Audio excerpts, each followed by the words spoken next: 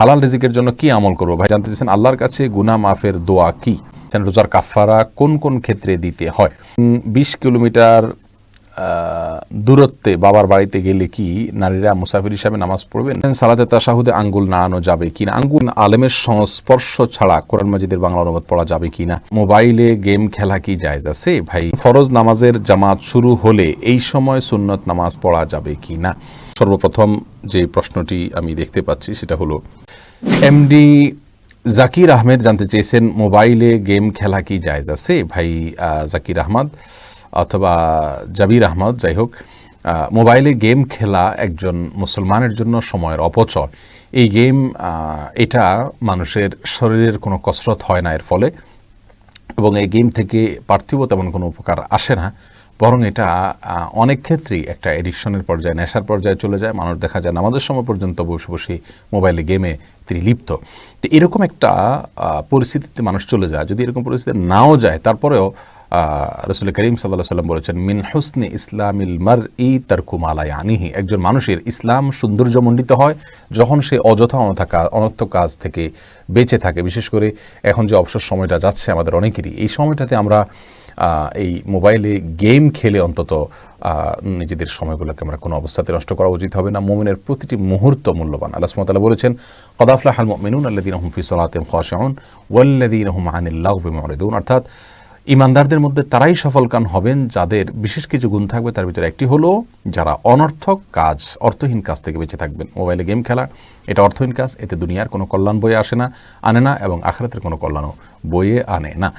Game বা আপনার খেলাধুলা এটা যদি শারীরিক কসরতের উপকারিতা দেয় তাহলে সেটা হতে পারে, কিন্তু এই খেলাতে কোনো উপকারিতা, দুনিয়াবী উপকারিতা নেই। আমরা যদি বলি বিনোদন হয়, তো বিনোদন তো অনেক অসুস্থ বিনোদনও হয়, অনেক আপনার অনর্থক কাজ, অনেক গুনাহের কাজের মাধ্যমে বিনোদন হয়। তো বিনোদন হলেই সেটা কোনো আপনার মানে ভ্যালিড উপকারিতা বা আপনার দুনিয়াবী উপকারিতা সেখানে রয়েছে এটা বলার সুযোগ নেই।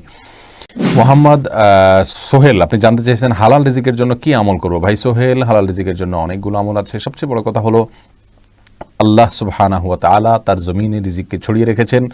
প্রচণ্ড রকমের পরিশ্রম করবেন এবং কোনো কাজকে ছোট মনে না করে আপনি যে কোনো কাজ আপনার জন্য উপযোগী কাজ শুরু করবেন এবং সিরিয়াসনেসের সাথে কাজ করবেন। আমাদের অনেক ভাইরা আছেন দিনের পথে অগ্রসর হওয়ার পর তারা দুনিয়ার প্রতি এক ধরনের ঘৃণা চলে আসে, যেটা মানে জুহদ ফিদ দুনিয়া বলা যেতে পারে, ভালো বলা যেতে পারে, কিন্তু এটা এমন একটা পর্যায়ে চলে যায় অনেক সময় সেই আপনার জুহদটার ফলে দুনিয়ার কাজের প্রতি তিনি সিরিয়াস থাকেন না, যার ফলে কিন্তু তার উপার্জনে কোনো বরকত হয় না। তখন তিনি এবার ব্লেম করতে থাকেন যে আমার উপার্জনে বরকত হচ্ছে না, তখন তিনি আমল খুঁজতে থাকেন না। এই জন্য আমি বলবো সিরিয়াসনেসের সাথে আপনি আপনার কর্ম, আপনি আপনার উপার্জন, আপনার জীবিকা আহরণের জন্য চেষ্টা যেটা সেটা আপনাকে চালাতে হবে।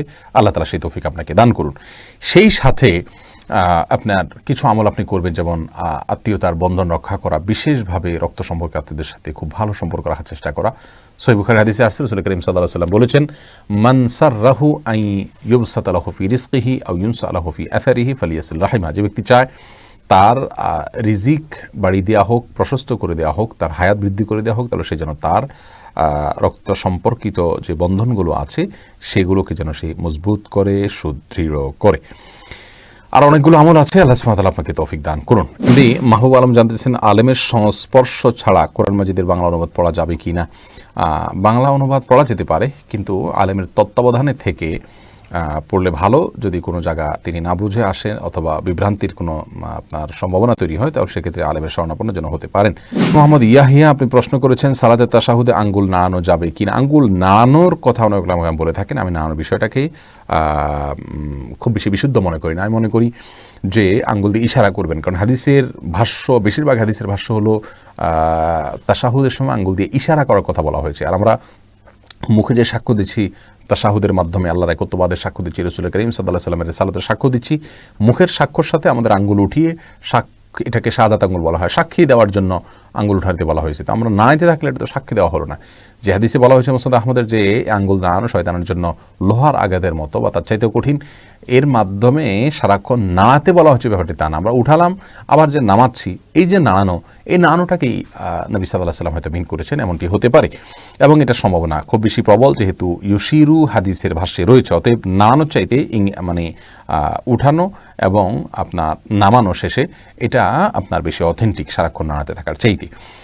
এরপরে কুমিল্লার পোলাপান এআইডি থেকে আপনি প্রশ্ন করেছেন 20 কিলোমিটার দূরত্বে বাবার বাড়িতে গেলে কি নারীরা মুসাফির হিসাবে নামাজ পড়বেন? না, 20 কিলোমিটার এটাকে সফর বলা যায় না। সেখানে গেলে তারা সফরের নামাজ পড়বেন না, পরিপূর্ণ নামাজ পড়বেন। এমডি ইরফান বিন জামান জানতে চেয়েছেন রোজার কাফারা কোন কোন ক্ষেত্রে দিতে হয়। রোজার একটা তো হলো কাজা, আর একটা হলো কাফারা। কাজা হলো আপনি রোজা রেখেছেন, ভেঙে ফেলেছেন, সফরে ছিলেন অথবা অসুস্থ ছিলেন, তাহলে একটার জন্য একটা রোজা কাজা করলেন, এটা হলো কাজা। কাফারা হলো আপনি রোজা ভেঙেছেন ইচ্ছাকৃতভাবে, এবং ইচ্ছাকৃত আপনি রোজা ভাঙেন, সেটা পানাহার করে ভাঙেন, স্ত্রী সবাস করে ভাঙেন, যেভাবেই ভাঙেন না কেন, তার জন্য কাজার পাশাপাশি 60টা রোজা কাফারা হিসাবে আপনাকে রাখতে হবে। মোট 100টা রাখতে হবে, আর সে 60টা আবার একটা রাখতে হবে, মাঝখানে কোনো গ্যাপ তৈরি হতে পারবে না। গ্যাপ হলে আবার শুরু থেকে করতে হবে। যদিও অ্যারাবিয়ান স্কলারদের মতে আপনার শুধুমাত্র স্ত্রী সহবাসের মাধ্যমে যদি রোজা ভঙ্গ করা হয় সেক্ষেত্রে কাজার সাথে কাফারা লাগবে, আর অন্য কোনো উপায় যদি কেউ রোজা ভঙ্গ করেন, সেটা পানাহার করে ইত্যাদি, তাহলে সেক্ষেত্রে শুধু কাজা করবেন এবং তার গুনাহ হবে, তবে না সুহা তাকে করতে হবে, কিন্তু এর জন্য কাফারা দিতে হবে না। তারা বলেন রাসূল করিম সাল্লাল্লাহু আলাইহি সাল্লাম কাফারার যে বিষয়টি বলেছেন, সেটি যে সাহাবীর বিষয়টি বুখারী সহ অন্য হাদিস কিতাবে বর্ণিত হয়েছে, তিনি মূলত স্ত্রী সহবাস করে রোজা ভঙ্গ করেছিলেন, তার জন্য নবী সাল্লাল্লাহু আলাইহি সাল্লাম কাফারার কথা বলেছেন। আমাদের উলামায়ে কেরাম এটাকে ব্যাপকভাবে সব জায়গার জন্যই ব্যাপকভাবে সব জায়গার জন্যই তারা এই বিধানটাকে প্রযোজ্য মনে করেন। যে কোনো ক্ষেত্রেই আপনার যে কোনোভাবে রোজা ভঙ্গ করলেই ইচ্ছাকৃতভাবে বিনা ওজরে, সেক্ষেত্রে তার জন্য কাজা এবং কাফারা প্রযোজ্য হয়ে পড়েন। এই মিনহাজ আপনি জানতে চাইছেন আল্লাহর কাছে গুনাহ মাফের দোয়া কি, যা হাঁটতে বসতে পড়তে পারবো এরকম যে কোনো দোয়া আপনি পড়তে পারেন। ইস্তেগফারমূলক, আল্লাহর কাছে ক্ষমা প্রার্থনামূলক, আস্তাগফিরুল্লাহ ওয়া আতুবু ইলাইহি, এই দোয়া পড়তে পারেন। আর ক্ষমা প্রার্থনার জন্য সবচাইতে আপনার ভালো দোয়া হলো সাইয়্যিদুল ইস্তিগফার, আল্লাহুম্মা আনতা রাব্বি লা ইলাহা ইল্লা আনতা খালাকতানি ওয়া আনা আবদুকা ওয়া আনা আলা আহদিকা ওয়া ওয়াদিকা মাসতাতা'তু আউযু বিকা মিন শাররি মা সানাতু আবুউ লাকা বিনি'মাতিকা আলাইয়া ওয়া আবুউ লাকা বিযামবি ফাগফিরলি ফাইন্নাহু লা ইয়াগফিরুদ দুনুবা ইল্লা আনত। এটা হলো ক্ষমা প্রার্থনার জন্য সবচাইতে শক্তিশালী দোয়া, যেটাকে সাইয়্যিদুল ইস্তিগফার বলা হয়েছে। সকাল এবং সন্ধ্যা এটা যদি কেউ পাঠ করে, ওই দিনে ওই রাতে মারা গেলে আল্লাহ সুবহানাহু ওয়া তাআলা তাকে সরাসরি জান্নাত দান করবেন। তো এই দোয়ার মাধ্যমে আমরা সবচেয়ে বেশি ক্ষমা প্রার্থনা করতে পারি আল্লাহর কাছে। শরীফ পিএল আপনি জানতে চেয়েছেন ফরজ নামাজের জামাত শুরু হলে এই সময় সুন্নত নামাজ পড়া যাবে কি না। ফরজ নামাজের সুন্নত শুরু হলে সুন্নত নামাজ পড়া যাবে না। রাসূল করিম সাল্লাল্লাহু আলাইহি ওয়াসাল্লাম বলেছেন ইযা উকিমাতিস সালাহ ফালা সালাতা ইল্লাল মাকতুবা, যখন সালাতের ইকামত হয়, নামাজ যখন ইকামত হয়, তখন ফরজ নামাজ ছাড়া আর কোনো নামাজ পড়া যায় না। বিধায় আমরা ফরজ নামাজের ইকামত শুরু হলে অন্য কোনো নামাজ আর পড়ব না। আর এর বাইরে ফজরের নামাজ যেটা, শুধুমাত্র এই সুন্নাতটার সম্পর্কে অনেক উলামায়ে কেরাম, বিশেষ করে আমাদের উলামায়ে কেরাম বলে থাকেন যে এটা এক্সেপশন, যদি সুন্নাত পড়ে দ্বিতীয় রাকাতে ইমামকে পাওয়া যাবে মনে হয়, তাহলে সেক্ষেত্রে সুন্নাত পড়বেন। এবং এর সপক্ষে আব্দুল্লাহ ইবনে মাসউদ রাদিয়াল্লাহু আনহু সহ কোনো সাহাবীর আমল পাওয়া যায়, তারা পড়েছেন। তো সেক্ষেত্রেও মসজিদের ভেতরে পড়া উচিত নয়, যার ফলে মানুষ চলাচলে অসুবিধা হয়, কাতার পূর্ণ করতে অনেক সময় ব্যাঘাত সৃষ্টি করে। বারান্দা, দোতলা বা অন্য কোনো জায়গায় পড়লে সেটা হতে পারে।